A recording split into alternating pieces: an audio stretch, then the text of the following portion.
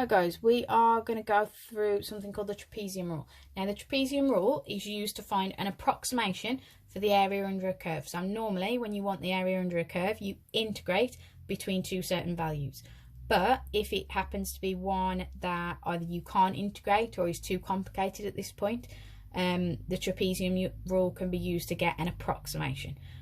Okay, so trapezium rule is exactly as it sounds. You're basically going to create lots of trapeziums. So what you do is you take the area that you're after, so between A and B, and you split it into trapeziums of equal width. Now sometimes you'll only have to use 3 trapeziums, it might be 4, it might be 5. It depends on what they do in the question. So each one of these little sections here becomes a trapezium. So what I've got is a trapezium like this. That distance there is always called h. Okay, so even though it's kind of stood on its side, we always call that the height. And then these two measurements here are the two parallel sides of my trapezium. Now from GCSE you should know that the area of a trapezium is to add together the parallel sides, times it by the height and half it. The times by the height and half it is outside of the formula, okay, because it applies to every single one, since h is the same all the way through and you're going to half it. So all we need to do is work out our heights. Now this height here we're going to call y0, it's our first height. The second height you're going to call y1. The third height you call y2, and so on. Okay, so this height here is actually y0, this height is y1. The trapezium next to it would then have a height of y1 and y2, with that distance still being h. The one after that would then be y2 and y3, again with this distance here being h. So you can actually see, if my shape was only made up of 3 trapeziums, the first height and the last height would only get used once, but any heights in the middle get used twice, okay, once for each side. So this height here would be used once for this trapezium and once for this one. The next height would be for this one and this one, the next height, this one and this one, and so on. So that is how they get their formula. So you've got the half h part from our general trapezium rule, times by, and then you've got the first height in our chart, which is this one here. You've got our last height, which is this one here, which are the two parts where the trapezium only gets used once. And then 2 lots of every measurement in the middle there, because each one of those heights are used on 2 separate trapeziums. Okay, so general formula, half h, first one, 2 lots of all the middle ones, plus the last one.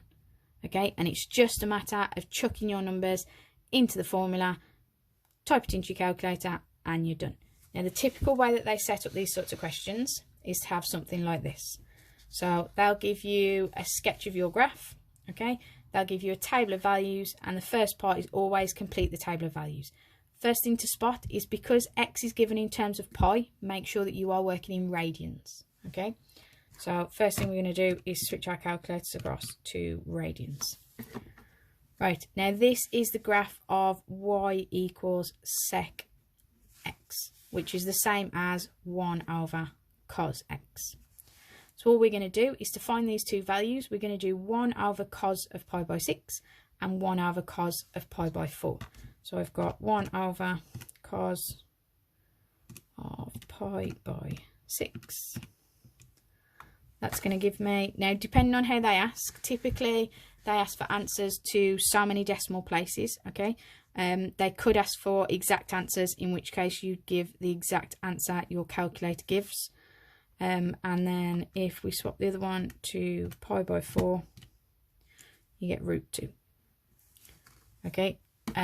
If it's one where it doesn't give it as a nice exact answer, it just gives a horrible decimal, they typically ask for 4 decimal places, 5 decimal places, something like that. But that's our first bit. We've completed the table of values.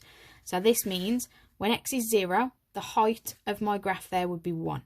When x is pi by 12, I'd get a height of 1.035. Then for the next one, I get the next height. The next one, I get root 2. The one after, I get 2. So I've got all the heights of my different trapeziums.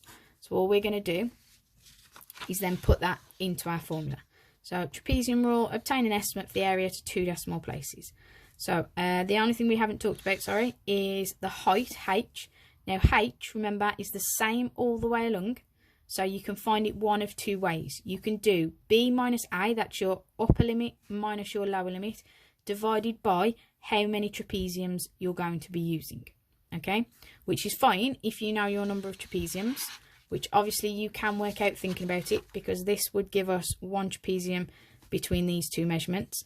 It would give us 1 between these 2 measurements, 1 between here, and 1 between here. Those are really bad trapeziums. That's because they don't actually look like trapeziums. Or you could just think the easy thing. If my x value's gone from here to here as the base of my trapezium, then that distance there has to be my h value. And it's the same all the way along. That would be my h value. So would that one. So would that one. So each time they are going up by pi by 12. So I've got a h value of pi by 12. So I've got, for my estimate for my integral, I get the integral is approximately equal to half times pi by 12 times by, and then your first y value, which is 1. You want to add on 2 lots of your middle terms, which are these 3. So I've got 1.035, 2 root 3 over 3, root 2, and then plus your last term. So first term, 2 lots of the middle terms, last term. And you're just going to chuck that straight into a calculator and write down what your calculator gives you. To 2 decimal places, that should work out as 1.34. And that's it. Now, part C says explain with a reason whether it will be an underestimate or an overestimate. So, for this, you want to think generally about the shape of your graph. Your graph is going to go in one of 2 ways. You're either going to get a graph that curves under, or you're going to get a graph that curves over. Okay, now if you think about splitting this into trapeziums, you could start at just 1 trapezium. You can clearly see that that result would come out much higher than my actual graph. I'd get all this area that I actually don't want. When it splits into 2 trapeziums, you've still got that area. You can see each time it sits just above.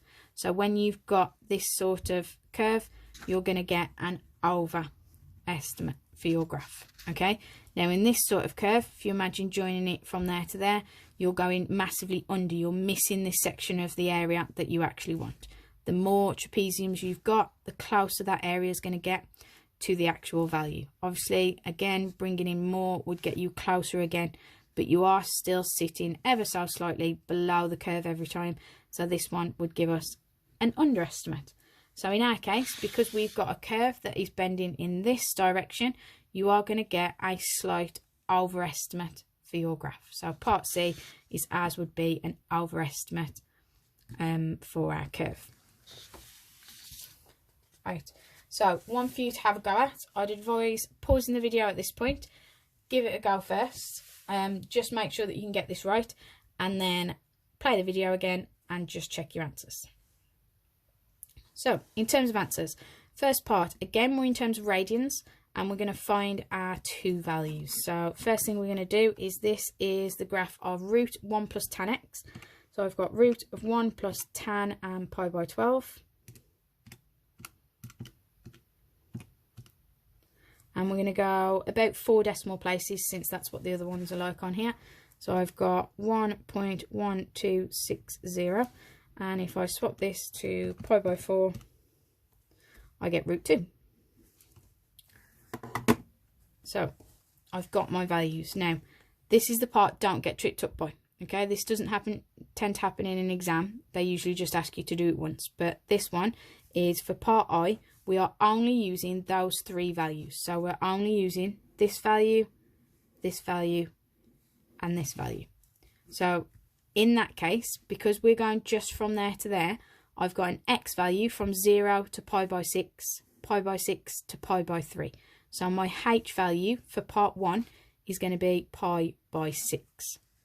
So all we're going to do is my integral estimate is a half times h, which we just said was pi by 6, times by first term, well that's 1, plus 2 lots of the middle term. In this case, I've only got one middle term, so it's 2 lots of 1.2559, plus the last term, so 1.6529, and you're just going to chuck that straight into a calculator exactly as it's written there.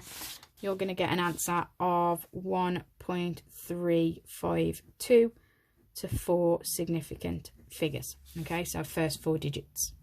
Now for part 2, we're going to do exactly the same, but this time we're using all of our values. So if I'm now looking at all my values, this distance from the first to the second one is now my h value. So from 0 to pi by 12 is obviously a distance of pi by 12. So I've got a half times h, which was pi by 12, times by, and then first term, which is still 1, 2 lots of the middle terms, and this time you have 3 middle terms. So I've got 1.1260, 1.2559, and root 2. And then you're going to add on your last term. And all we're going to do is chuck that straight into a calculator, and you should get an answer of 1.341, again to 4 significant figures. So this would be getting closer to our actual, or the actual area under the curve, than this one. The more trapeziums you use, the closer you're getting to that area. Right guys, hopefully that all made sense for the trapezium rule.